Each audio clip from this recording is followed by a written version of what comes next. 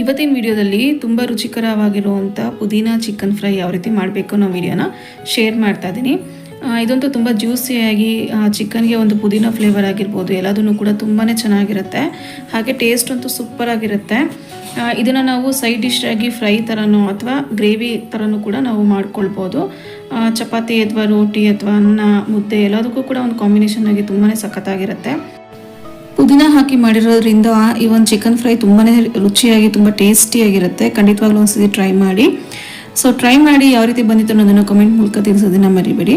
ಹಾಗೆ ಇನ್ನೂ ಯಾರು ನನ್ನ ಚಾನಲ್ನ ಸಬ್ಸ್ಕ್ರೈಬ್ ಮಾಡ್ದರೆ ನೋಡ್ತಿದ್ದೀರಾ, ಪ್ಲೀಸ್ ಸಬ್ಸ್ಕ್ರೈಬ್ ಮಾಡಿ, ಸಪೋರ್ಟ್ ಮಾಡಿ, ಹಾಗೆ ಹೆಚ್ಚು ಶೇರ್ಸ್ ಮಾಡಿ ಅಂತ ಹೇಳ್ತಾ welcome to my YouTube channel.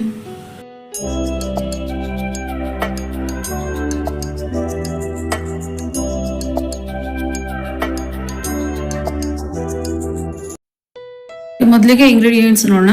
First ಇಲ್ಲಿ 1 kg ಬ್ರಾಯ್ಲರ್ ಕೋಳಿ ವಿತೌಟ್ ಸ್ಕಿನ್ ತೊಗೊಂಡಿರೋದು. ಅದನ್ನು ಒಂದು 3 to 4 times ಅರಿಶಿನ ಹಾಕ್ಬಿಟ್ಟು ವಾಶ್ ಮಾಡಿ ಇಟ್ಕೊಂಡಿದ್ದೀನಿ. ನೆಕ್ಸ್ಟು ಇದೆಲ್ಲ ಚಿಕನ್ ಫ್ರೈ ಮಾಡೋದಕ್ಕೆ ಒಂದು 2 ರಿಂದ 3 ಹಸಿಮೆಣಸಿನಕಾಯಿ ಸ್ಲಿಟ್ ಮಾಡಿ ಇಟ್ಕೊಂಡಿದ್ದೀನಿ. ಪುದೀನ ಒಂದು ಸ್ವಲ್ಪ, ಹಾಗೆ ಕೊತ್ತಂಬರಿ ಒಂದು ಸ್ವಲ್ಪ, 2 ಈರುಳ್ಳಿನ ಸಣ್ಣದಾಗಿ ಹಚ್ಚಿಟ್ಕೊಂಡಿದ್ದೀನಿ, ಮೀಡಿಯಮ್ ಸೈಜ್ ಈರುಳ್ಳಿ. ನೆಕ್ಸ್ಟ್ ಇದೆಲ್ಲ ರುಬ್ಬೋದಕ್ಕೆ ಬೇಕಾಗುತ್ತೆ. 2 ಮೀಡಿಯಮ್ ಸೈಜ್ ಈರುಳ್ಳಿ ತೊಗೊಂಡಿರೋದು, ಹಾಗೆ ಒಂದು ಹಿಡಿಯಷ್ಟು ಪುದೀನ, ಒಂದು ಹಿಡಿಯಷ್ಟು ಕೊತ್ತಂಬರಿ ಸೊಪ್ಪು, 2 ಗೆಡ್ಡೆ ಬೆಳ್ಳುಳ್ಳಿ, 1 ಇಂಚಷ್ಟು ಶುಂಠಿ, ಹಾಗೆ ಖಾರಕ್ಕೆ ಎಷ್ಟು ಬೇಕೋ ಅಷ್ಟು ಹಸಿಮೆಣಸಿನ್ಕಾಯಿ ತೊಗೊಂಡಿದ್ದೀನಿ. ನೆಕ್ಸ್ಟ್ ಇದನ್ನು ಕೂಡ ಅಷ್ಟೇ ಮಸಾಲೆಗೆ ಗ್ರೈಂಡ್ ಮಾಡ್ಕೊಳ್ಳೋದಕ್ಕೆ 2 ಪಲಾವ್ ಎಲೆ, ಒಂದು 1/4 ಟೀ ಸ್ಪೂನ್ ಅಷ್ಟು ಮೆಣಸು, ಒಂದು 1/4 ಟೀ ಸ್ಪೂನ್ ಅಷ್ಟು ಜೀರಿಗೆ, ಒಂದು ಸ್ವಲ್ಪ ಸೋಂಪು, ಒಂದು 2 ಚಕ್ಕೆ, ಹಾಗೆ 1-2 ಲವಂಗ ಬೇಕಾಗುತ್ತೆ. ಸೊ ಇದಿಷ್ಟನ್ನು ಗ್ರೈಂಡ್ ಮಾಡ್ಕೊಳ್ಳೋದಕ್ಕೆ ಮೊದಲಿಗೆ ಇವಾಗ ಒಂದು ಜಾರಿಗೆ ನಾವು ತೊಗೊಂಡಿರೋಂಥ ಸ್ಪೈಸಸ್ನೆಲ್ಲ ಹಾಕಿ ಗ್ರೈಂಡ್ ಮಾಡ್ಕೋಬೇಕಾಗತ್ತೆ. ಇದ್ರ ಜೊತೆಗೇನೆ ಒಂದು ಸ್ವಲ್ಪ ಕಲ್ಲುಪ್ಪನ್ನ ಹಾಕೋತಾ ಇದ್ದೀನಿ, ಜಸ್ಟ್ ಒಂದು ಟೇಸ್ಟ್ ಚೆನ್ನಾಗಿರುತ್ತೆ ಮಸಾಲೆಗೆ ಅಂತ ಹೇಳಿ. ಹಾಗೆ ಇವಾಗ ಇದಕ್ಕೇನೆ ಮೆಣಸಿನ್ಕಾಯಿ, ಹಾಗೆ ತೊಗೊಂಡಿರೋಂಥ ಶುಂಠಿ, ಬೆಳ್ಳುಳ್ಳಿ ಮತ್ತು ಈರುಳ್ಳಿ ಇದಿಷ್ಟನ್ನು ಹಾಕ್ಬಿಟ್ಟು ಫಸ್ಟ್ ಇದನ್ನು ಪೇಸ್ಟ್ ಮಾಡಿ ಇಟ್ಕೊಳ್ಬೇಕು, ಫೈನ್ ಪೇಸ್ಟ್ ಮಾಡ್ಕೋಬೇಕಾಗತ್ತೆ. ಓಕೆ, ಇವಾಗ ಇದನ್ನು ಒಂದು ಬೌಲ್ಗೆ ತೆಗೆದಿಟ್ಕೊಳ್ತಾ ಇದ್ದೀನಿ. ನೆಕ್ಸ್ಟ್ ಇವಾಗ ಅದೇ ಜಾರಿಗೆನೆ ಸಪ್ರೇಟಾಗಿ ಪುದೀನ ಮತ್ತು ಕೊತ್ತಂಬರಿ ಸೊಪ್ಪನ್ನು ಹಾಕಿ ಇದನ್ನು ಕೂಡ ಫೈನ್ ಪೇಸ್ಟ್ ಮಾಡಿ ಇಟ್ಕೊಳ್ಬೇಕಾಗತ್ತೆ. ಓಕೆ, ಇವಾಗ ನೋಡ್ತಾ ಇರ್ಬೋದು, ಇದನ್ನು ಕೂಡ ಫೈನ್ ಪೇಸ್ಟ್ ಮಾಡಿ ತೆಗೆದಿಟ್ಕೊಂಡಿದ್ದೀನಿ. ಇವಾಗ ಚಿಕನ್ ಫ್ರೈ ಮಾಡೋದಕ್ಕೆ ಒಂದು ಕಡಾಯಿಗೆ ಒಂದು ಸ್ವಲ್ಪ ಎಣ್ಣೆ ಹಾಕೋಬೇಕು. ಒಂದು 4 to 5 ಸ್ಪೂನ್ಸ್ ಅಷ್ಟು ಎಣ್ಣೆ ಹಾಕ್ಕೊಂಡು ಇದಕ್ಕೆ ಇವಾಗ ಎಣ್ಣೆ ಕಾದ ನಂತರ ಮೇಥಿ ಸೊಪ್ಪನ್ನ ಹಾಕೋತಾ ಇದ್ದೀನಿ. ಫ್ಲೇಮ್ ಮೀಡಿಯಮಲ್ಲೇ ಇರಲಿ. ಮೇಥಿ ಸೊಪ್ಪು, ಹಾಗೆ ಸ್ಲಿಟ್ ಮಾಡಿ ಇಟ್ಕೊಂಡಿರುವಂಥ ಹಸಿಮೆಣಸಿನ್ಕಾಯಿ, ಪುದೀನ ಮತ್ತು ಕೊತ್ತಂಬರಿ ಸೊಪ್ಪು ಇದಿಷ್ಟನ್ನು ಕೂಡ ಹಾಕಿ ಇದೊಂದು ಸ್ವಲ್ಪ 1-2 minutes ಫ್ರೈ ಮಾಡ್ಕೋಬೇಕಾಗತ್ತೆ ಎಣ್ಣೆಲೇನೆ. ಆ ಒಂದು ಫ್ಲೇವರ್ ಎಲ್ಲ ಬಿಟ್ಕೊಳುತ್ತೆ. ಇವಾಗ ಚೆನ್ನಾಗಿ ಫ್ರೈ ಆಗಿದೆ. ಇವಾಗ ಇದಕ್ಕೆ ಹಚ್ಚಿಟ್ಕೊಂಡಿರೋಂಥ ಈರುಳ್ಳಿನ ಹಾಕೋತಾ ಇದ್ದೀನಿ. ಹಾಗೆ ಇದಕ್ಕೆ ಒಂದು ಸ್ವಲ್ಪ ಅರಿಶಿನ ಮತ್ತು ಕಲ್ಲುಪ್ಪನ್ನು ಸೇರಿಸ್ಕೊಳ್ತಾ ಇದ್ದೀನಿ. ಚಿಕನ್ ಫ್ರೈಗೆ ಎಷ್ಟು ಬೇಕಾಗುತ್ತೆ ಅಷ್ಟು ಉಪ್ಪನ್ನು ಸೇರಿಸಿ ಇದನ್ನ ಇವಾಗ ಚೆನ್ನಾಗಿ ಈರುಳ್ಳಿ ಎಲ್ಲ ಟ್ರಾನ್ಸ್ಪರೆಂಟ್ ಆಗೋವರೆಗೂ ಚೆನ್ನಾಗಿ ಫ್ರೈ ಮಾಡ್ಕೋಬೇಕು. ಹಾಗೆ ಇದು ಸ್ವಲ್ಪ ಹಸಿ ವಾಸನೆ ಎಲ್ಲ ಹೋಗುತ್ತಲ್ವಾ, ಅದೆಲ್ಲ ಹೋಗಿ ಚೆನ್ನಾಗಿದ್ದು ಫ್ರೈ ಆಗಬೇಕು. ಸೊ ಒಂದು 2 to 3 minutes ಇದನ್ನ ಚೆನ್ನಾಗಿ ಫ್ರೈ ಮಾಡ್ಕೊಳ್ಳಿ ಮೀಡಿಯಂ ಫ್ಲೇಮಲ್ಲೇ. ಇವಾಗ ನೋಡಿ ಈರುಳ್ಳಿ ಎಲ್ಲ ಚೆನ್ನಾಗಿ ಫ್ರೈ ಆಗಿದೆ. ಇವಾಗ ಇದಕ್ಕೆ ರುಬ್ಬಿಟ್ಕೊಂಡಿರೋವಂಥ ಮಸಾಲೆ ಪೇಸ್ಟನ್ನೆಲ್ಲ ಹಾಕ್ಕೊಂಡು ಇದನ್ನು ಕೂಡ ಅಷ್ಟೇ ಹಸಿ ವಾಸನೆ ಎಲ್ಲ ಹೋಗಿ ಚೆನ್ನಾಗಿದು ಫ್ರೈ ಮಾಡ್ಕೋಬೇಕು. ಅಂದರೆ ಒಂದು 5 minutesವರೆಗೂ ಚೆನ್ನಾಗಿ ಫ್ರೈ ಮಾಡ್ಕೊಳ್ಳಿ. ಈರುಳ್ಳಿ, ಬೆಳ್ಳುಳ್ಳಿ ಇದೆಲ್ಲ ಹಸಿ ಸ್ಮೆಲ್ ಎಲ್ಲ ಹೋಗಿ ಚೆನ್ನಾಗಿ ಫ್ರೈ ಆಗಬೇಕಿದು. ಹಾಗೆ ಇದು ಸ್ವಲ್ಪ ಎಣ್ಣೆ ಬಿಡೋವರೆಗೂ ಚೆನ್ನಾಗಿ ಫ್ರೈ ಮಾಡ್ಕೋಬೇಕಾಗತ್ತೆ.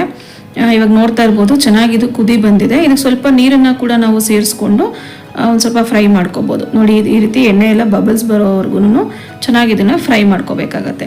ಇವಾಗ ಇದಕ್ಕೆ ನಾವು ತೊಗೊಂಡಿರೋವಂಥ ಚಿಕನನ್ನು ಹಾಕ್ಕೊತಾ ಇದ್ದೀನಿ. ನಾನಿಲ್ಲಿ ಚಿಕನನ್ನು ಸ್ಕಿನ್ ಔಟ್ ಮಾಡಿ ತೊಗೊಂಡಿರೋದು. ಸೊ ಇದನ್ನು ಚೆನ್ನಾಗಿ ಮಿಕ್ಸ್ ಮಾಡ್ಕೋಬೇಕು, ಮಸಾಲೆ ಎಲ್ಲ ಕೋಟ್ ಆಗೋ ರೀತಿ ಚೆನ್ನಾಗಿ ಇದನ್ನ ಮಿಕ್ಸ್ ಮಾಡಿ ಇದನ್ನು ಕೂಡ ಚೆನ್ನಾಗಿ ನಾವು ಫ್ರೈ ಮಾಡ್ಕೋಬೇಕಾಗತ್ತೆ. ಚಿಕನ್ ಎಲ್ಲ ಒಂದು 5 minutes ಫ್ರೈ ಮಾಡ್ಕೊಂಡಾದ್ಮೇಲೆ ಇದಕ್ಕೆ ಇವಾಗ ಒಂದು 3 to 4 tablespoon ಅಷ್ಟು ಮೊಸರನ್ನ ಹಾಕೊಳ್ತಾ ಇದ್ದೀನಿ. ಸೊ ಮೊಸರು ಹಾಕೋದ್ರಿಂದ ಆ ಚಿಕನ್ ಸಾಫ್ಟಾಗಿ ಟೆಂಡರ್ ಆಗಿರುತ್ತೆ, ತುಂಬ ಚೆನ್ನಾಗಿರುತ್ತೆ ಜ್ಯೂಸಿಯಾಗಿ ತಿನ್ನೋದಕ್ಕೆ. ಟೊಮೆಟೊ ಬದಲಿಗೆ ಇದಕ್ಕೆ ಮೊಸರನ್ನ ಬೆಳೆಸ್ತಾ ಇರೋದು. ಸೊ ಇದೇ ರೀತಿ ಮಾಡ್ಕೊಳ್ಳಿ, ತುಂಬ ಜ್ಯೂಸಿಯಾಗಿ ಚಿಕನ್ ತುಂಬ ಚೆನ್ನಾಗಿ ಬರುತ್ತೆ. ಇದನ್ನು ಇವಾಗ ಚೆನ್ನಾಗಿ ಮಿಕ್ಸ್ ಮಾಡಿ ಒಂದು 5 minutes ಇದನ್ನು ಕೂಡ ಚಿಕನ್ ಬೇಯೋವರೆಗೂ ಚೆನ್ನಾಗಿ ಫ್ರೈ ಮಾಡ್ಕೊಳ್ಬೇಕು. ಓಕೆ, ಇವಾಗ ನೋಡ್ತಾ ಇರ್ಬೋದು ಚಿಕನ್ ಎಲ್ಲ ಚೆನ್ನಾಗಿ ಸಾಫ್ಟಾಗಿ ಬೆಂದಿದೆ. ಇವಾಗ ಒಂದ್ಸತಿ ನೀಟಾಗಿ ಮಿಕ್ಸ್ ಮಾಡ್ಕೊಳ್ಬೇಕಾಗತ್ತೆ.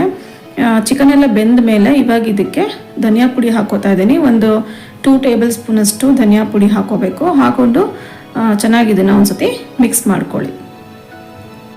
ಹಾಕಿರೋಂಥ ಮಸಾಲೆ ಜೊತೆಗೆ ಚಿಕನ್ ಎಲ್ಲ ಚೆನ್ನಾಗಿ ಫ್ರೈ ಆಗಿದೆ.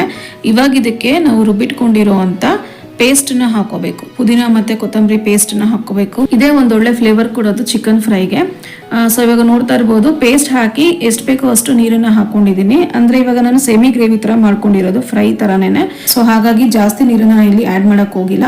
ಗ್ರೇವಿ ಕನ್ಸಿಸ್ಟೆನ್ಸಿ ಬೇಕು ಅಂತಂದರೆ ನೀವು ಸ್ವಲ್ಪ ನೀರನ್ನು ಕೂಡ ಹಾಕ್ಕೊಳ್ಬೋದು ಇದಕ್ಕೆ.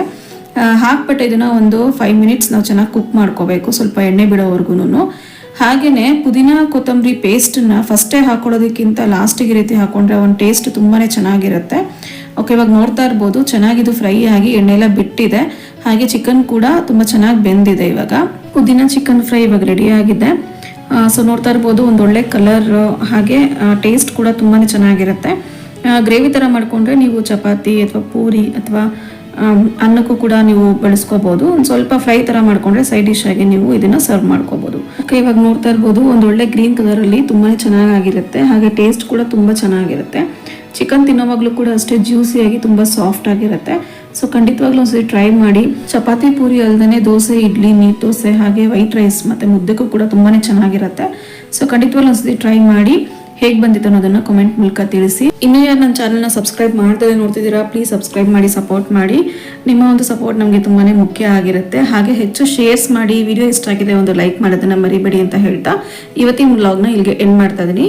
So meet you in the next vlog. Until then thanks for watching.